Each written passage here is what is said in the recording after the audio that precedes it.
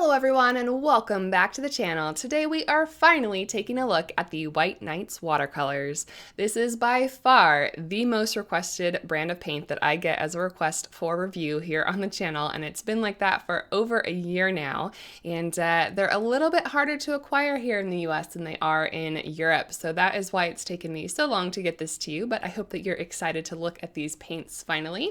I know this is a very popular brand of paint in Europe, although here in the US it is very, very difficult, if not impossible, to find them in an open stock situation for an affordable price. They are available in sets on Amazon. For instance, they have a great set of 36 full pans for $72, which makes them about $2 a pan, and that is a fantastic deal. But given that I already had such a huge watercolor collection, I wasn't exactly looking to get that much paint into my hands because I just don't want to have that many supplies around that I'm not going to use. So finally, I had a viewer recommend that I pick up some of these pans that were available open stock on eBay for $2 a pan plus shipping, but it was very affordable for that. And so I went ahead and picked up 9 colors to show you today. The seller that I picked these up from is called Paint Art, I believe, and I'll put a link to their store in the description. They sent the pans along with this color chart so that I could see all of the pigment information, the opacity ratings, and the light fastness, which are also available on the pans themselves, which is very, very helpful. And it took a while for them to get here, being that they were being mailed from Russia. It took a little over a month before they arrived. Since then, I have been taking my time getting to know them a little bit better on different types of paper and with different tools, and I am ready to go ahead and take a look at them today. If you are interested in purchasing these paints from that eBay seller, I do want to put a quick note in here that I had a really good experience with them. They had quick communication and everything. However, I believe that there was a small communication error in that when I submitted the colors that I wanted to order, you have to handwrite them in, and I had put Indian Gold, which is a color that was recommended to me by viewers because it is very similar to quinacridone gold and they wanted me to try that out. But I had put Indian Yellow and then in parentheses, the pigment numbers for Indian Gold. So I immediately wrote them after I submitted my order and said that I had intended to ask for Indian Gold, not Indian Yellow, and they confirmed that they would send Indian Gold. However, I received Indian Yellow. So just make sure that when you are placing your order, you double, triple, quadruple check that you have your colors down the way you want them so that you get the correct paints in the mail. So when I was picking out these colors, I did want to make sure that they worked together as a set on their own for just the White Nights paints, but that then they also filled in some gaps of some paints that I already owned. As I mentioned, I already have plenty of paint and don't need to be acquiring new things if they are not new to my collection. So while I do have a couple of staples in this set, I also made sure to include things like that beautiful PG8 and then the new blue that they have, which is PB15:6. That being said, you've been watching me swatch out the paints here and doing my second layer to glaze, and now we're going to go ahead and jump into our side-by-side comparison. So I'm going to go ahead and hand you off to the real-time view of that. Hey guys, so it is time for the swatch comparison portion of this video, and we'll try and move through fairly quickly so we can get to the painting demonstration. I'm trying out a new setup here with the new lights. I think this is the first swatch binder review I'm doing with the new studio light, and I've tried a different setup, so I hope it works. Let me know what you think of it and how the visibility is and everything. So we're going to be starting off with our Indian Yellow, which is actually Nickel Azo Yellow. It's PY150. And if we compare it to our other PY150s, it's actually quite a bit on the yellow side of things, whereas Coors and Daniel Smith's are both a little bit more brown. Mission Gold's is a little strange. It has discolored over time. It's been in this closed binder, but it turned a bit green, especially on this second wash here, so I'm not sure what happened there. If we compare it to other paints that share its namesake, it actually does match up fairly well. It is pretty much even kind of color, at least on the first wash, for the Daniel Smith Indian Yellow, which contains the extra PY97 pigment. However, in this second swatch, these other ones are all still more brown than the White Nights one is, which remains to be a golden greenish yellow color. So next up, we're going to skip forward to the reds in my swatch book and look at quinacridone red, which is PV19. I have quite a few samples of PV19, although the ones on the back side here are going to be much more purple, so we don't need to quite take a look at those. As many of you guys are familiar with, PV19 can vary quite a bit, and I do have quite a wide selection here to compare it to. But honestly, this one has more of a glow than a lot of these other PV19s do. I would say out of this page, it's probably closest to the My Merry Blue, although the White Nights does glaze better. However, it did remind me a lot of some of the PR209 samples. Now, the PR209 is more orange, but the translucency that this has in person, I don't know if it's coming across on the screen, reminds me a lot of the redder versions of this color. Now I'm going to keep it on this page for just a moment while we take a look at quinacridone rose, which is actually PR122. Typically this color is made from PV19, at least the one with the name quinacridone rose. So there's a little bit of a naming differentiation here, but as you can see on this page, it is much more pink, magenta / purple than any of the ones on this page are. So we're going to have to skip forward to find something that matches it a little bit more closely. As we head into the Rembrandt version of quinacridone rose, we're starting to get a little bit closer where we've got more of that purpley undertones, but we're going to have to move all the way, of course, to our other PR122 samples to find a color that looks similar to it. Now, I will say that this is on the pinker side of things. It's not quite as saturated as some of these samples. I would say it's probably the closest to this Lucas here, maybe to the Mission Gold, although this one does have more purple in it. But it lies somewhere in between the PR122 and PV19 realm. We're going to be taking a look at what they call blue, just simply blue, but it's their newer version. So I believe they used a different pigment before, and now it is PB15:6, which is why I was so excited to try it out, because I had been really wanting to use some of these phthalo blue red shades. So if we compare it to our typical phthalo blues from our green region of the color spectrum, the green shades are certainly much more green than this one, and this one next to these greener phthalo blues actually looks closer to an ultramarine here in person with me.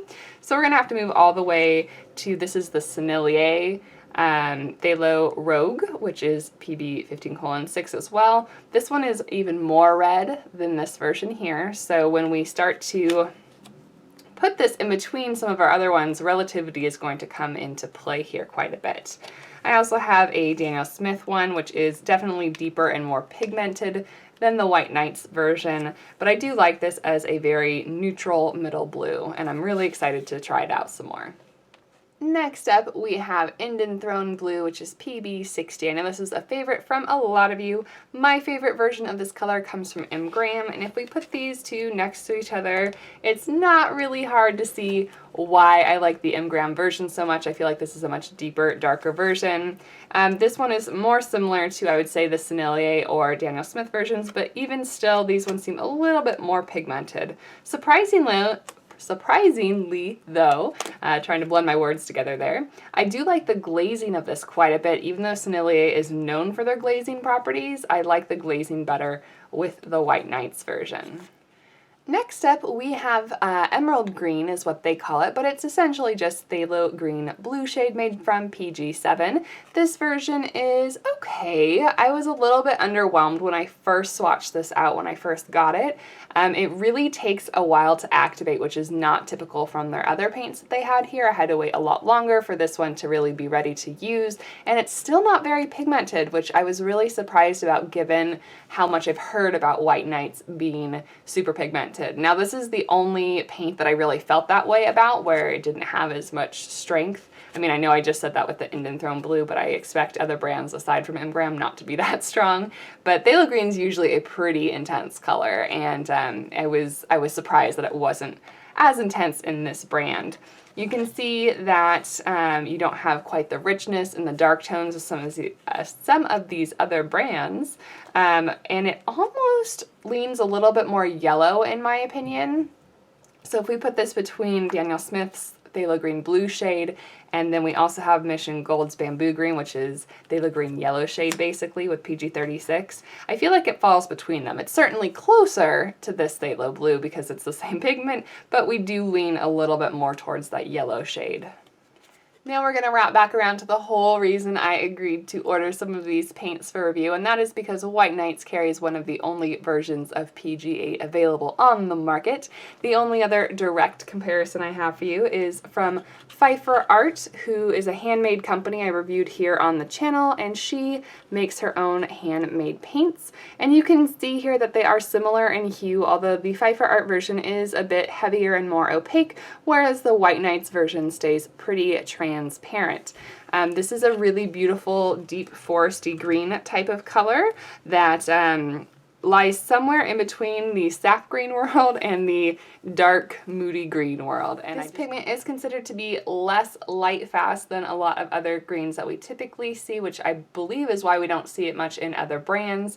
However, I have been running my own light fastness tests on the Pfeiffer Art Toddy Green, and after the first month of sunlight, and I'm in California, so we still have sunlight in February and January, there was no change. So I'm excited to see what comes in the next month or two after it's been 2 or 3 months since it's been in the window, and I of course will do my own light fastness tests with this pigment as well to make sure it is along the same lines, but so far I have not seen that problem.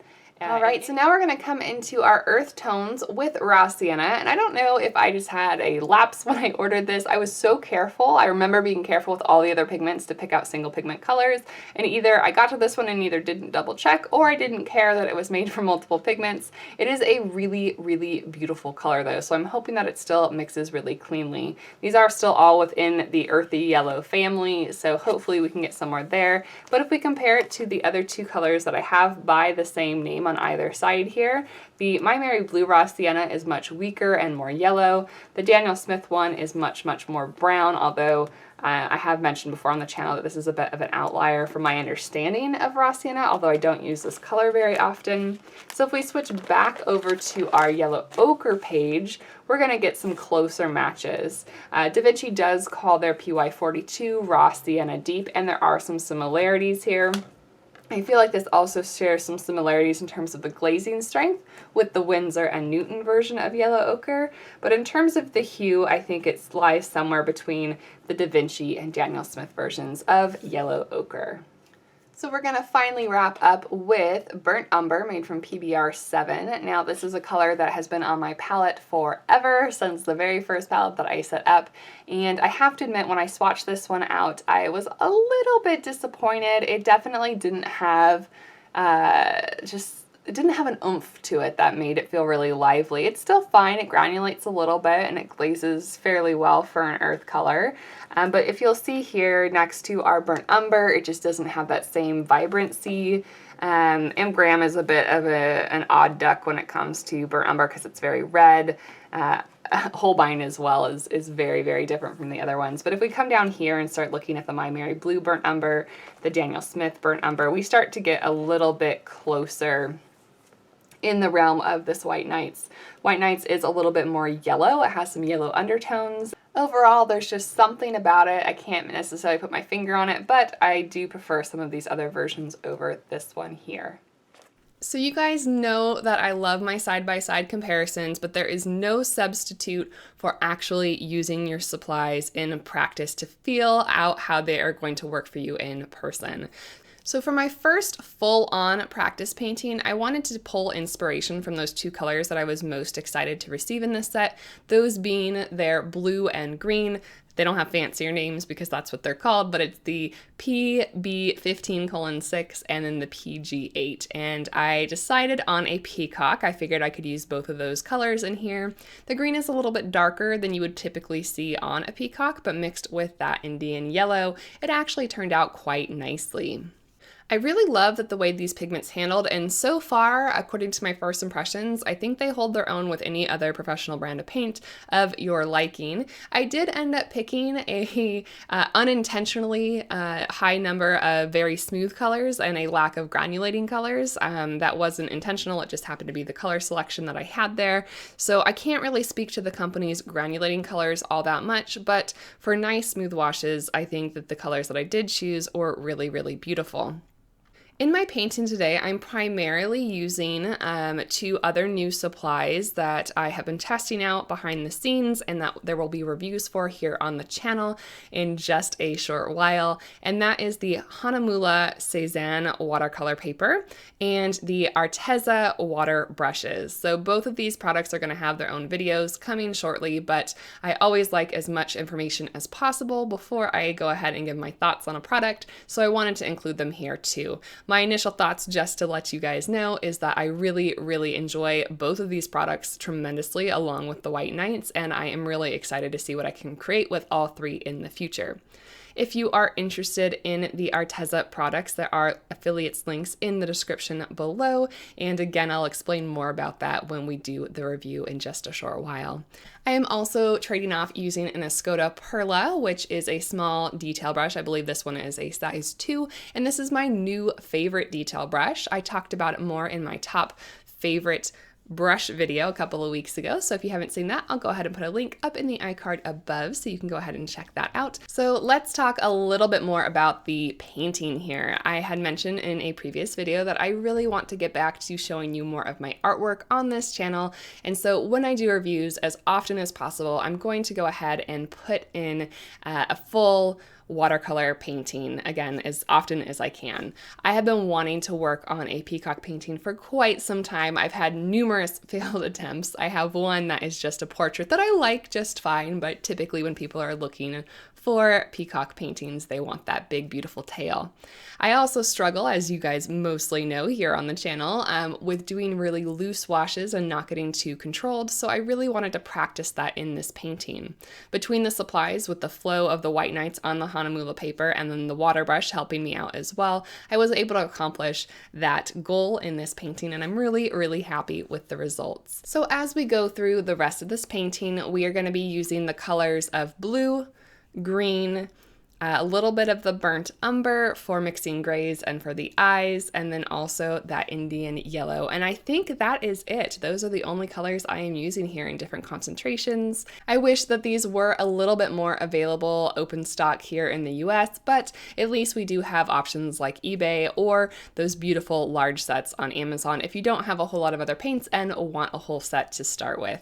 They are a wonderful, wonderful value, and like I mentioned earlier, I think they can hold their own next to a lot of other brands of paint. Plus, what other brand of paint is going to give you an entire overflowing full pan for just $2? So I'm going to let you guys watch the rest of this painting, and if you're interested in owning this original painting, he is available in my Etsy store as well as pre-orders for 5x7 prints. So if you'd like to take him home, be sure to check that out. Once again, I'll put a link up in the iCard above. So thank you so much to all of you who encouraged me to look into these paints. I'm going to have so much fun using these over the upcoming months and years, hopefully, because I don't think these paints are going anywhere anytime soon. I do want to give a quick shout out to my wonderful patrons. We have had another great month over on Patreon, and we are super, super close to launching our $500 kind of stretch goal to restart the Color Spotlight series. So hopefully we can bring you that shortly, but just a huge, huge thanks to all of you who are making